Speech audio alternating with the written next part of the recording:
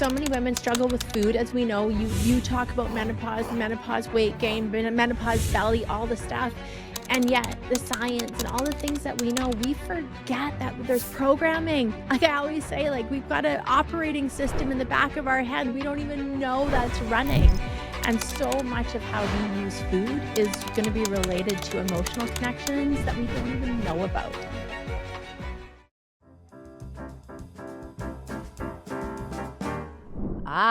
Jen.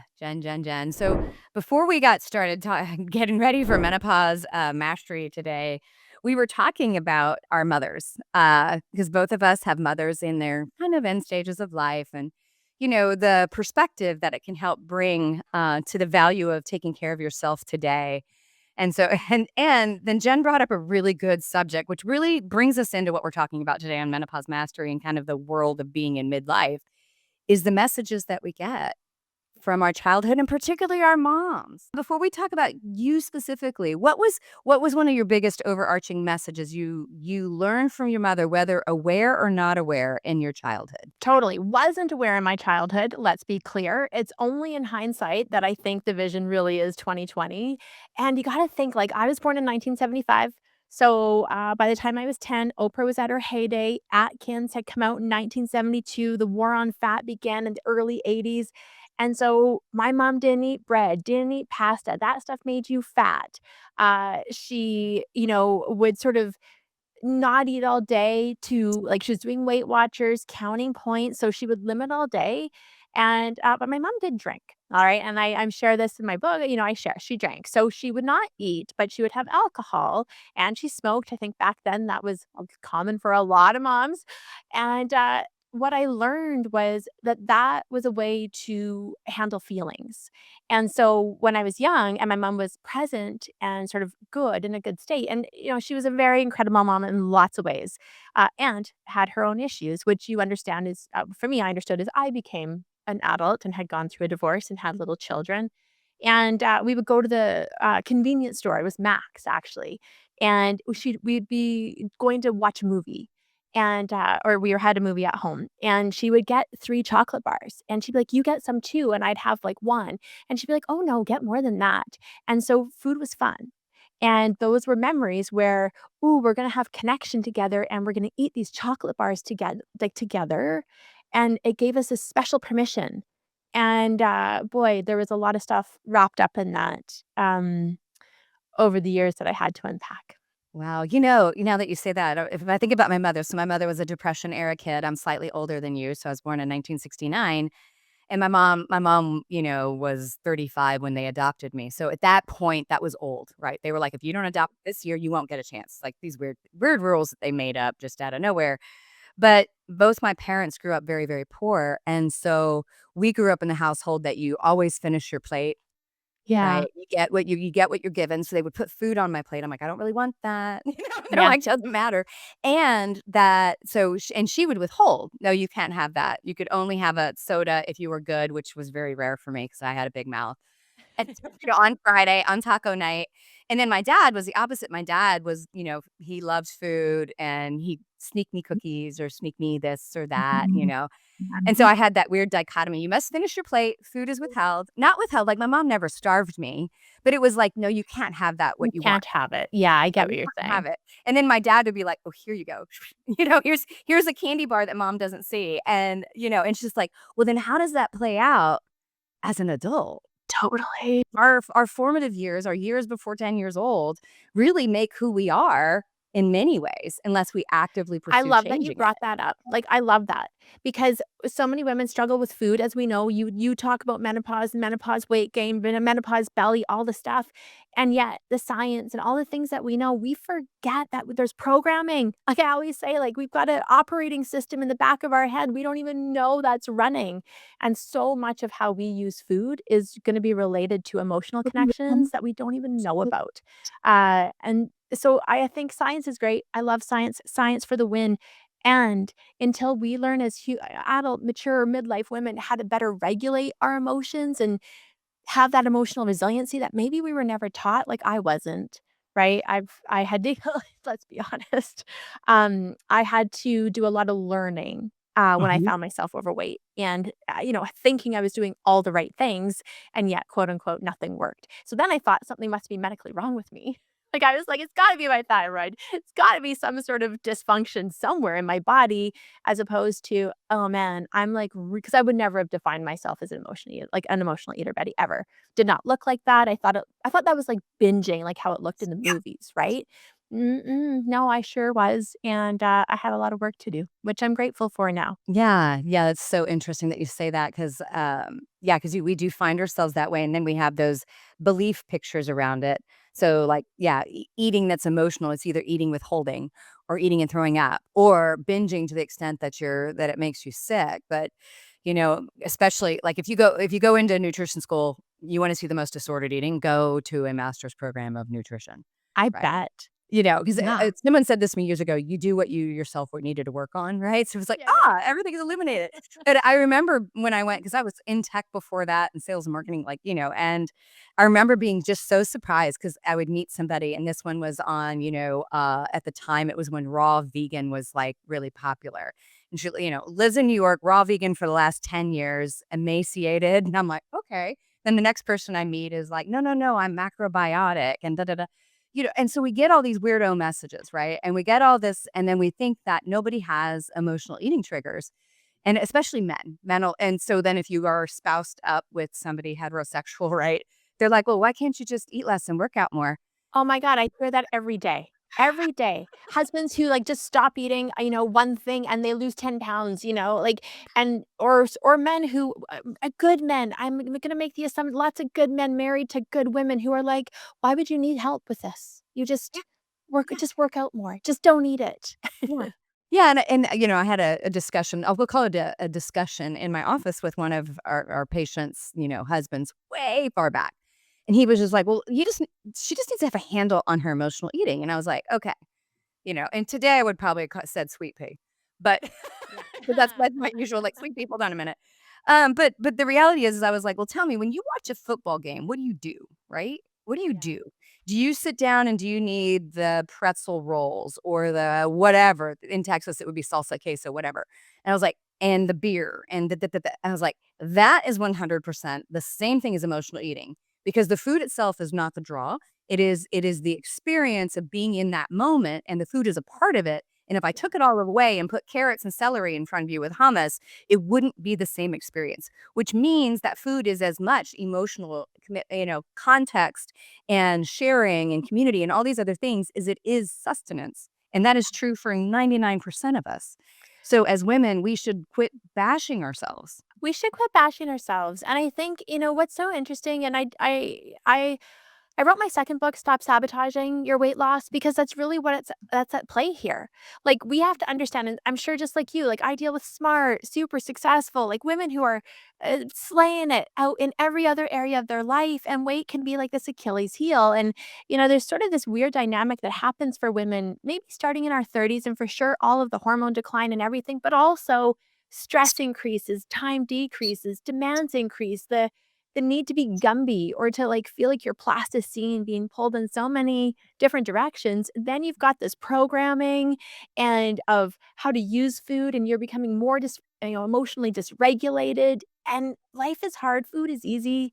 It can fill any void that we've got, especially at, like, 9 or 10 PM when you know you should go to bed, but you just feel like a little something sweet. Like, anybody ever felt like that? But then you look in your cup, you're like, "I don't feel like that." And you search for the thing that you feel like. I'm like, "That's not hunger. That is emotional hunger." And so, I always say that midlife is this incredible time where we kinda get to grow up a little bit and actually heal some of those issues that maybe we've been running from, haven't had time or space to pay attention to because we're getting by, right? We're momming, careering, wifing, volunteering, chauffeuring, all the things, and as kids grow up and get more independent, maybe relationships change, you've got more independence, you kinda have this beautiful window where you do get to take care of you, and, I'm in that, I love it, I don't love all the things, but it certainly is, I love the journey of it and what I'm learning every day. Yeah, yeah. So when did you really, because you sort of alluded to it, obviously, if people have read your story and your books or been a part of your community, that you experienced being overweight and kind of going into your own healing. So kind of shifting gears, tell me about that. Like when did you finally go, I need to heal? Because a lot of times we just think, oh, weight loss is the problem, right? That Totally. medicine labels this. Well, if you just lose weight, then all these other healthcare problems will go away. And it's like, now the weight is a symptom of something else in many cases. When did you get that connection like, "Hey, I need to heal some things here, that it is not the problem itself?" I was, I've been hey, listen, I had a master's degree in exercise physiology, you know, I had taken every upper graduate course with anatomy, physiology, nutrition. I was a marathoner, Ironman athlete, like, probably like many women. You were too? Yeah? Yeah, like, I Triathlon. didn't worry about my weight, but I always thought that I had a few pounds to lose, which is ridiculous. I'm sure so many of us look back at photos. Then I got married, then I had kids, then my mom got sick, okay, a big trifecta. Mhm, And, I found myself carrying I'm 5'6", and I crossed over 170-ish something, like, I was about a solid 35, 40 pounds overweight. mhm. And back then, there was a huge eat less, move more.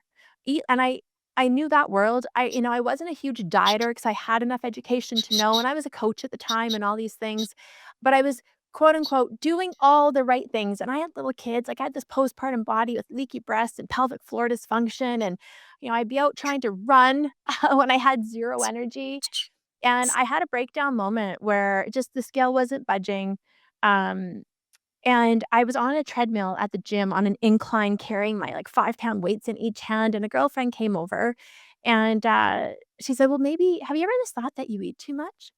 And I was so indignant. I was like, "Ugh, no," because I thought about my main meals. I thought about what I bought and put in my kitchen and my fridge and what I served and how I fed my kids, and we were healthy, I was. But I was also in a marriage that I was really lonely in. Every night when, the kids were asleep and we weren't together, we were in the same house, but I would go get that glass of wine and the chocolate chips, and I would have not just 1, I'd maybe go and have 2 and a couple more handfuls, just little, can't matter that much, right? And I was out for this run in a miserably cold day here in Calgary, and I literally just fell to my knees. Like, I was at the back of the pack, it was -20, tears were sticking to my face, and I just sobbed. I'm like, "There's got to be a different way." And I just heard, "There is, you're on the wrong path. Stop sabotaging." And so I just, like I was building a different company at the time, and I just I didn't love my master's degree, frankly, it was a lot of work. I thought about doing a PhD, and I was like, that's not for me." But Oh, I was a good yeah, researcher. And yeah. so I threw myself back into not just the research around fat metabolism and hormones and protein synthesis and food, but into the psychology of behavior change and why, when we know, why don't we do? And that exploded a whole I mean, that created my whole company, frankly, was that was the perfect I was like, "If God help me, like, if I have all this education and I can't create change, what about other women out there who don't have that same knowledge and they're facing the same problem, you know?" So, that was the beginning of, well, a passion and, yeah, a deep desire to help other women. As I realized and here was the thing, I ate because complaining about my weight was easier than recognizing my marriage was falling apart. Oh, wow. Okay, that's a mic drop moment. It's a Wow. total mic drop moment. There's so many things that you said in that because I think people forget that sometimes the loneliest you ever are is in a relationship, right? I've had I mean, I make everybody knows that I have sort of a crass, dark sense of humor, and the reality of, like, I had a starter marriage that ended up in a spousectomy, but I remember there was 2 really profound moments of that, and that was in my kind of mid-20s. It was one of those I should have just dated him and lived with him, but not marry him, but I was Yeah. so enamored with somebody loving me enough to wanna marry me, like, okay, that was never gonna work. But the reality is I made a very conscious recognition that I was, like, incredibly lonely laying right next to somebody, Yeah. right? And it was like, okay, I'd rather be alone because it's harder when you're reaching out and there's nobody there to reach back to you, right? Yeah. And I think so many relationships end up there, not because of either party intentionally doing that, but because when you have children and moms and work and all that stuff, all it becomes is a fact-finding mission, a rundown of what happened that day, and then a preparing for bed, and then you both go to your separate lives, and then you end up separate people, right? And sometimes a spousectomy is necessary, right? It was for me, but it meant Yeah. blowing up my life. Like, the only dream I ever had was of having a nuclear family because I didn't have that. So, I wanted to have the picture perfect I know that doesn't exist now, but let's be honest, back then I believed in the fantasy. Right. And, it's funny because I had another client say to me once, she's like, "Oh my god," she's like, "focusing on my weight has been the biggest distraction technique of my life from paying attention to what's really going on here." And I always say, listen, for anybody out there who might be, quote unquote, struggling with their weight, you got to start to look at it as a gift that something within you is asking you to pay attention to like, the journey you go on to become the woman who starts to take care of herself. It will be the most incredible journey, but it's not a sprint. You cannot do it fast, and there is no shortcut. I had to do the work, to grow up, to stop blaming and wishing and wanting things to be different, but I did. I had to learn how to grow myself to handle my hard life because it was hard, but it also wasn't gonna get easier. And so Right. food, I kept thinking that I think subconsciously I just wanted the soothing and the comfort and the distraction and the numbing that food gave me, but let me have my salad and my healthy protein during the day. And that was that was the ding ding ding, okay. Well, I gotta pay attention and do some work there. And so I became a specialist in emotional intelligence research. Um, how we can be smart and sabotage. And boy, is that ever interesting. Yeah, it is so interesting. And even some of what you brought up there too about the stress, right? I remember Yeah. meeting my husband. So I've had a spousectomy early on, met my new husband. We've been together 20, almost 28 years. In March, we'll be 25 years married. And I Mhm. remember when I met him, I was like, it's all the profound, dumb stuff you say when you're young and you don't realize it. I said, look, you can tell the amount of stress I'm under by the size of my ass. And I thought it was, because it was true, because my weight would fluctuate, right? Yeah. Depending on what's going on, and I'm somebody that's always burned a candle at both ends. I like stressing myself out. I like creating, like, I can't just like, I wanna create something new. As soon as I got something going, I gotta create something new. And so, he kinda looked at me, he was like, "What do you mean?" And I was like, "Well, if I'm burning the candle at both ends and in the middle, I'm gonna be heavier, right? Just flat out." And in my head, I was like, "Excuse?" For whatever eating behaviors I might have had, right? And there is the biochemical activities of cortisol and insulin resistance and then perimenopause and all that other stuff. But there was also a part of it that what would go on in my head, and this is when I was traveling for work. So I wasn't in nutrition yet. I was in tech and I was working 100 hours a week and I would travel for work. Oh my And god. I worked for a company. The CEO's name was Kip, right?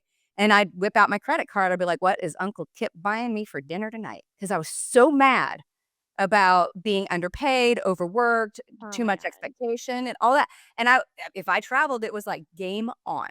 I do not care, and it was like, okay, so was it the stress and everything, or was it also my sabotaging behaviors on these trips that I would take that I would say was infrequent, but it was frequent enough, right? Frequent enough. Well, that's the thing, frequent enough, and that's the thing, we don't have to be eating like crap every single day, you don't have to be women are like, "Jen, I don't eat that bad, it's not like I'm going to McDonald's every day," and I'm like, "That's you don't have to be doing that."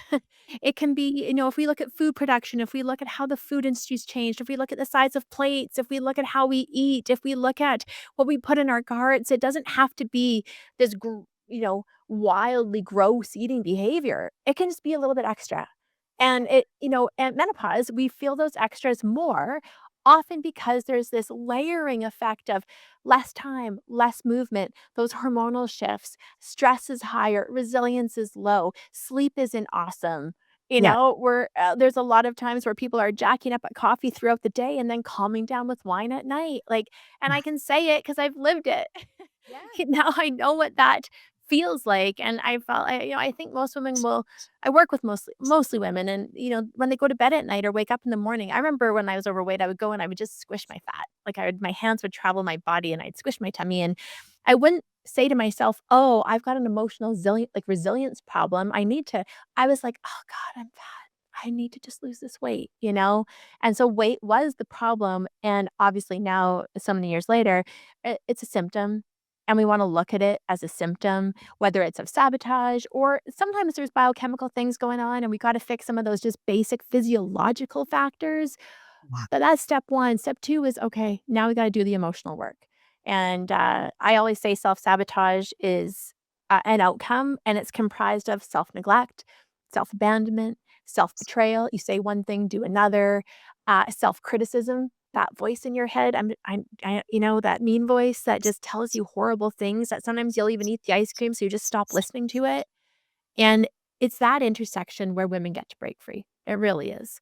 And that's why I love this work because we know there is no point where it's too old or it's too late or you can't do it or your body's broken. That's not true. But we gotta work with our whole self, not Yeah. just one aspect of ourself. That's so true. And, and the metabolic effects of midlife are just exacerbated because for most of us, a lot of the times we might be able to get away with it. Like, let's say you're 28, 30, something like that. And you're like, okay, I did this. I can go, hammer it for a couple weeks, drop the weight. I'm okay. And then it's like, we don't have that freedom anymore.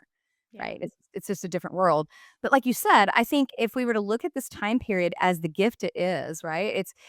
Often the amount of things that we are now responsible exceed the threshold of our capacity, Yeah. which for the first times in our lives usually means that we are going to be forced to enact boundaries, right?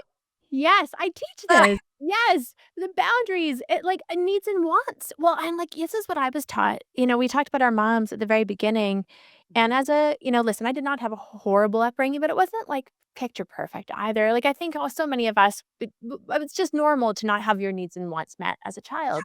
mhm, But it was I grew up learning that, "Oh, take care of the energy in every room that you're in, Jen. Be safe in be small, be shy, don't be too loud, be quiet. What's the energy here? I got taught to conform and perform to whatever the dynamic was. And that carried a lot of impact, up until my 40s, to be honest. As I still continue, I mean, still, I'm sure I still go to therapy. But there's still, hello, right? And it's that. It's, really learning to unlearn some of the behaviors we got taught, we got modeled. My mom definitely self-abandoned, She didn't know how to meet her own emotional needs, and it taught me at some point, why bother having any? It's actually too painful to have needs and wants. I'm just gonna pretend I don't have any, and food can become the thing that I want. And I didn't again, there's no conscious line between that thought and that outcome, but it was true. It was like sneaking food, having Oreos, mhm. Cheesies, I think it's a Canadian thing, but my mom that was a comfort food, Okay. so there these little things that I created as connection and comfort along the way that were totally the opposite of that as I was overweight. I was not comfortable being overweight. I didn't feel good. No, no. It's so if you were to look at it and go, okay, if there was one serious mindset shift, a woman in this space that's kind of going, okay, I'm overworked, overwhelmed, under supporting myself, self-sabotaging, all that stuff. What's the biggest shift if you were to like kind of think through all the times that you work with people and your research that could really help a woman go, okay, I I'm going to make this one shift and this might be kind of the domino, right? Because sometimes just one shift is enough to make the whole thing change. What is Yeah. it? Oh, well, the number one thing I'd advise, and people are probably gonna have, the hairs on the back of their neck raised, it's learn how to stop being a perfectionist. Oh, That's it. yeah. Because as long as you're in perfectionism, there is no perfect bar. As soon as you're close to perfect, you're gonna raise the bar. If you follow TikTok, Instagram, any influencer right now, and you're hearing the 82 things that you need to do to tackle menopause gracefully or perimenopause, and you're trying to get your bajillion grams of protein times blades and grass in your yard times this astrological sign, it becomes so overwhelming to do all of these things perfectly. I'd say pick one thing and get consistent. Mhm. And, literally just one thing and get consistent. And one easy thing, you might not think it's gonna make a big difference, but it won't make a difference in a day, maybe not even in 2 weeks, but in a month, it makes a difference. Yeah. And, that would be it. And it seems crazy. I'm not gonna say, "Oh, there's a magical supplement or thing we should take." I really believe the magic does exist within us, Betty. Like, Yeah. it you know? But we try to any ambitious, accomplished woman is gonna try to do it all at once, and do it all perfectly. And we can maybe do that for a few days, and then by Thursday, we're like, "I'm exhausted. Screw that. I'll start again on Monday." And we repeat the cycle. Yeah. Oh my god, so you're not the fan of the 5 a.m. Wake up plan by Bro Science? Oh. I was just telling you, I woke up, but, like, I'm tired of the mornings, like, I was awake at 1 a.m. and, I like, yeah, no, we have so much on our emotional load, and I think, you said the perfect word earlier, boundaries. We teach this, boundaries. I think we understand physical boundaries. We have these physical boundaries to keep our physical self safe. We also need mental, emotional boundaries, and how do we keep our mental, emotional health safe? And if we don't do it, do we think other people are going to? Like, no. They like the way we overserve, overfunction, uh, like, everybody loves what we are willing to do for them. So no one's gonna be like, "Hey, Betty, you know what? You've had a really hard day. Just take it easy today." Well, Like, I don't maybe in your not in my life, right? Like no. No, it's like we talk about unpaid labor. So, like, if you're paying attention online, the amount of unpaid, neglected labor that women spend, and that's emotional labor, mental labor, everything labor. But the self-imposed labor that women do is way greater in many cases than what is also taken on by the family. Because I would say, yes, there are Yeah. narcissistic men, there are narcissistic women, there are relationships that are broken, there are all these other things, but most of us are the devil on the shoulder, on our own shoulder, right? Well, and I call that chasing being enough. Like, somehow women have got this idea that we're enough with how much we get done in a day, our production, our productivity. So we will always try to chase, well, I mean, not always. Some people are gonna be more evolved than I was or am, but I used to chase how much I could do in a day because I thought I would have more value if I got it all done. And I ran myself literally into exhaustion, because no matter how much I did, I was the measurer of enough, and if I as long as my background story was, "Sorry, Jen, you're not. Keep trying. Go harder, go longer, go farther, accomplish more."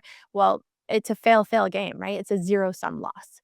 You Yeah. can't you can't and, it was we have value for every listener, you have incredible value just because you're here and who you are, not in what you do. But even that can be a hard thing to accept, believe, receive. It was for Yeah. me. Yeah. Well, and I think there's also the energy of just decision fatigue, right? So, on average, women make much larger amounts of decisions throughout the day than a man.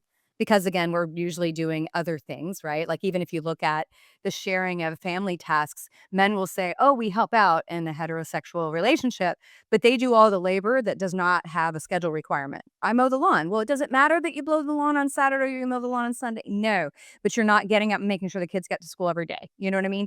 So, so as a woman, we have a level of decisions that we can make. And usually by the nighttime, we have decision fatigue. Totally. 100%. We know fatigue impairs the brain. So you have decision fatigue possibly combined with actual sleep deprivation fatigue, and now you have an impaired brain. And the problem with an impaired brain is you lose executive function in that your prefrontal cortex. So now when you might have been able to have make a better decision earlier in the day or quote unquote have more control or discipline, or willpower. Those are the words I hear a lot. I feel out of control with food. I'm just so undisciplined. I guess I just don't have enough willpower. I'm like, you're exhausted. you know, you're actually exhausted physically, emotionally, mentally. Like, let's actually talk about the precursor to the behavior. The behavior is you drank wine, you ate chocolate, you went and got chips because that was easy. Right? Like, so, but let's actually talk. And that's why I don't, I think that's why we keep focused on our weight and why so many women will fall victim to those quick, it's promising you that 30 pounds in 30 days because I promise you when I was overweight, fat, I wanted that weight gone yesterday. And it was only from, like, the grace of God that I had 8 years of education that I didn't do HCG and some of those other things that are really impactful negatively on the body and emotionally. Because eventually, if you feel like you can't do that, and it's like no one's designed to live off of 500 calories. Like, let's be honest. No. Well, and it's kind of like I remember the research coming out about like the South Beach diet and many other diets. Like all of those in what we would call an induction phase, right? A therapeutic diet intervention often does help things like reducing insulin resistance, improving glucose sensitivity. But the problem is it'll say like do this for 2 weeks, right? And it kind of weeds out, right? All of a sudden, if I don't have, cookies and other things, I don't have the craving for them or whatever. But the problem always was that I've seen clinically is people were like, I got success there, so I'm gonna keep going. And it's like, Yeah. well, you know that there was a phase two, right? Yeah, yeah, I yeah, finished after exactly. chapter 2. I didn't read anything more after chapter 2. Yeah, I just followed the first set of rules, and now I'm in a prison of diet rules for success. Yeah, that's exactly it, and I just think, we all know that when our phones are, like, running we all know what it's like to have a 2% battery on a phone. We start to feel anxious, it's like, "Oh, not gonna work for us," and we plug it in. We don't plug ourselves in. We also know our phones get, the note, "Ooh, operating system upgrade," and I think that's the beautiful thing is, I know that you're so smart, Betty, and such a great researcher. You know that the thoughts we're thinking today, most of them are recycled thoughts from yesterday, from 5 years ago, from 10 years ago, from 40 years ago, where you should be a clean your plate club finisher to get the ice cream as a reward.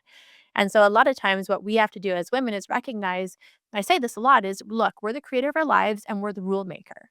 If you're not winning your own game of life, oh, you got to change the rules because you're playing by an outdated set of rules. And that's liberating because it lets you go, okay, who am I now? But it does also require some time to reflect and to journal and to think and to process. And then you can fall back into, I don't have time for that. I'll do that next week. I'll do that when it's less busy. I'll do that when I'm less stressed. I don't know about you, but that time has not come in my life yet. I'm still busy. I still feel stressed. I still feel like, I keep thinking it's going to get a little easier. And then it just kind of actually gets a little harder. Yeah, it's, So, funny because my husband retired this year, right? So my husband oh, wow. retired this year, and he's been busy, don't get me wrong, almost every retired person, it is as busy, if not busier, but to me, I can't fathom the idea of not creating, not doing, not making business, like, to me, that's the 7th circle of hell, and I'm sure people look at that and go, "Why wouldn't you just retire too?" And I'm like, "What am I supposed to do all day?" Right? Yeah, Because there's a busyness, and then there's also kind of how I'm wired, what I like in my world, which is creating and doing and making change and all those other things. So I think that it's also kind of recognizing what feeds you personally, right? totally. And finding what your personal balance is. Some people, their idea of a great day would be sitting on a lounge chair reading a book all day. I can do that for a couple days if I'm like needing to recharge, but that otherwise that freaks me out, right? And so I think there's also recognizing that in yourself and being able to distinguish how much of this is conditioning and belief patterns from somebody else some other time, or is it really what brings me joy and happiness?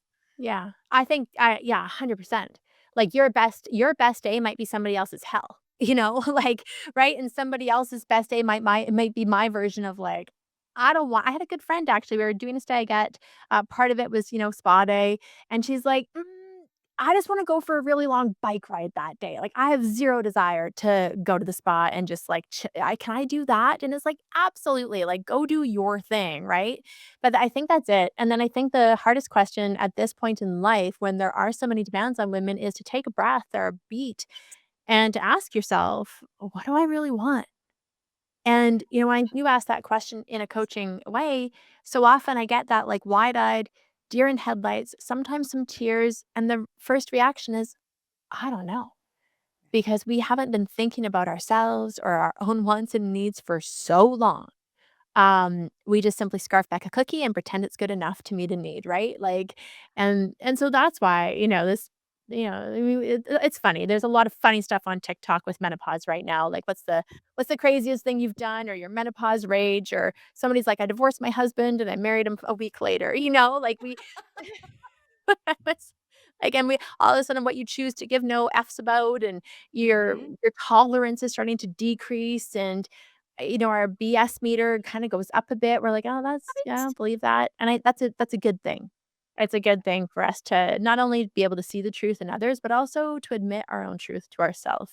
And yes, there's always going to be this science of metabolism and hormonal regulation and dysfunction that can happen after years of abuse to the body or misusing food, and it can be fixable, Yeah. right? And Yeah, I that's think that's the message. Yeah, it's fixable. fixable. It's Yeah, fixable. It's just the tools that you probably used when you were younger are no longer valid. totally. Our bodies have changed. Like, they really, it's true, and they change in different ways, and it's okay. We make aging this, like, horrible thing that we have to battle against, as opposed to, okay, embrace and, like, Lean into. navigate, and I'm 50, I know, like, we've got to I think you're close enough in age that it's like, Yeah. yeah, we're going after, I think, longevity. My mom's in a wheelchair. I Yeah. always say I've got goals. I wanna be able to get to a toilet and get off a toilet when I'm 85. Yeah, nursing home avoidance program, like, all you gotta do is spend some time in assisted living, and look, it's full of old women, right? Little women, many of which are ambulatory, like damaged, can't, wheelchair, frail, but Walk. they're still there to some degree mentally, and Yeah. basically what you're waiting for them to die, and that sounds like a really horrible thing to say, but the physical body is half given out, the mental body is still there, and it's a waiting game, and it's like it's not a great place to be, and we have the ability right now, particularly because most of these diseases accelerate in midlife, so it's like we can intervene, but it's harder to intervene at 80. Yes, change now. I say this all the time. My mom at 60 would have had a beautiful opportunity close to retirement to choose change. Now, for whatever reason in her life, she didn't. And it meant that from the age of 72, she had a walker. My mom never looked after my kids. She physically couldn't. Her mind is sharp still. Mhm. But and I don't want to say the burden, but the burden of responsibility on me as a single mom with two little kids and then wheelchair vans and I'm like, my vision for my life, my future, my health, it's very different so that I can have different impact on my kids, my grandkids, um, where no one's waiting for mom or I can't do that. It's like, "Oh, we gotta keep up with her," Right? That's my vision and to be able to take charge of my health now Mhm. as opposed to waiting. And I just encourage any listener if you're hearing this, to consider it a divine moment that Yeah, no matter what you've got going on, if you're listening, it means you're tuned in, you're turned on to living a different, probably a higher quality of life. And so go after it. Like, yeah, go after it. And yeah, I see it happen every day in my community, Betty. Like yeah, women who thought, you see it, right? Like, and change is so possible no matter what, and I love that about the human body and the human spirit, as I yeah. think this is bigger than just the body, right? It's bigger than that. Yeah, no, you're exactly right. So shifting gears. So if you're thinking about what somebody should track, right? So we know, okay, calorie counting, stop that. Yep, Stop it. agreed. Right. Using exercise and counting your exercise towards burning off calories, stop that too, because we know statistically and mathematically that does not work. The research Agreed. do not support that at all. What would you like? So if they were, and even macros. So now we got people counting macros, right? And there is a very valid getting enough protein for muscle protein synthesis to make muscle, especially in this time period of life, because we're losing muscle if we're not careful. But then people take it to a crazy degree because they'll come in and go, Betty, I got all my protein in. I'm like, with what? And but I got my protein in. I'm like, all right, still not helpful, right? We may help the muscles, but you didn't have any vegetables. You got like there's no other food there, right? We're not just doing protein shakes and protein bars and a piece of chicken. Yeah. Right? And so what would you say if a woman is like, "Okay, I need a barometer," right? Because we like to track stuff. What should they be tracking? What's one thing that they go, "Okay, I'm tracking. How do I know I'm not burning myself out or fatiguing myself, under eating, all these things?" What would you tell them to track? Oh, that's such a good question. I gotta always be like, "Well, what's the goal? What's your goal? Is weight loss the goal? Is energy the goal? Is like, what's the actual goal?" For many of my clients, weight loss is Mhm. the goal, right? So the first thing I say is stop weighing yourself every day. Number one, like stop that. We have to recognize fat is like a fire or like a log. If you've ever seen a fire, we put a log on a fire. It does not combust immediately. It doesn't. Right now at this stage, and this may not be a popular answer, I would be paying attention to alcohol consumption, Whew, okay? yeah. Yep. So I'm sorry, and I like a glass of wine, but we need some Mhm. healthy limits, and I find that there's a lot of misinformation around alcohol, that women are doing all of this stuff perfectly with food, maybe even exercise, and they're crushing 2 to 3, maybe even more bottles of wine a week. Yep. So, I would limit. 100%, Yeah, 100%. I've had so I people would tell limit me, that. "Don't tell me to do anything. I will not do anything with that." And I'm like, we will be having a struggle with getting rid of excess body fat because Yeah. just the metabolism of alcohol alone shuts down enzymes that helps your body process fat overnight, which is when we burn fat. Like, Totally. it's It like, blocks it for 2 days, and then so you have a yum, drink yum. today, don't have a drink tomorrow, you have a drink the next day, you still have stayed in glucose impairment, lipolysis can't happen, like, so we know that. So I'd say set a healthy limit and, see how your symptoms change. It makes sleeping better, all the things.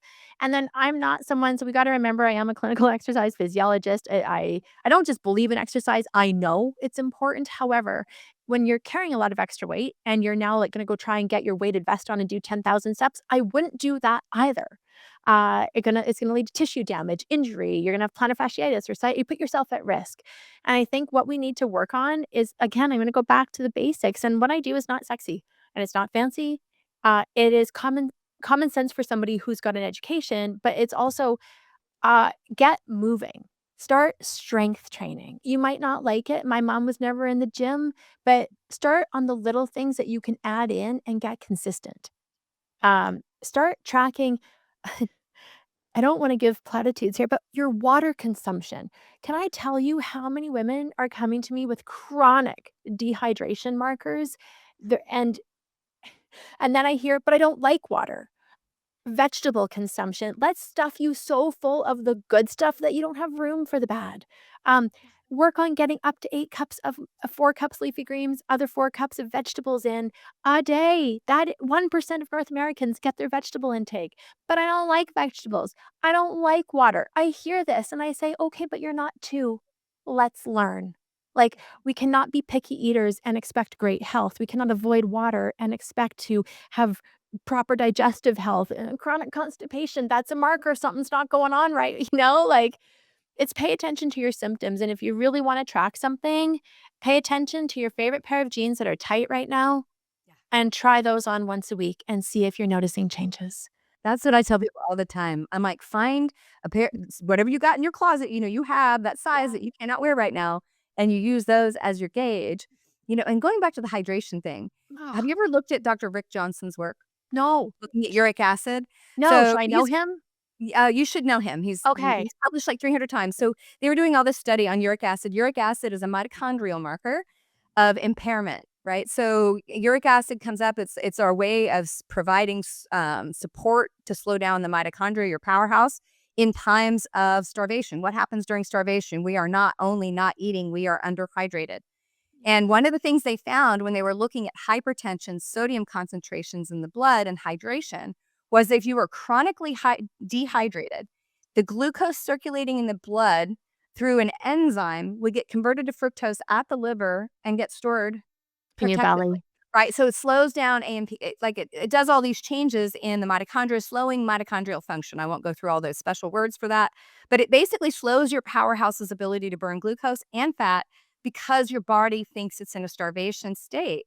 And so women are running around and they don't realize that pounding coffee, no water, all that stuff is actually slowing their metabolic rate, regardless of what exercise you did that day. That 30% reduction, that's part of the mechanism, right? And And it that's is big. huge. That's huge. Like, I swear we go to such basics. We start with basics at where how I work, and women within 2 weeks have just radically shifted their symptoms.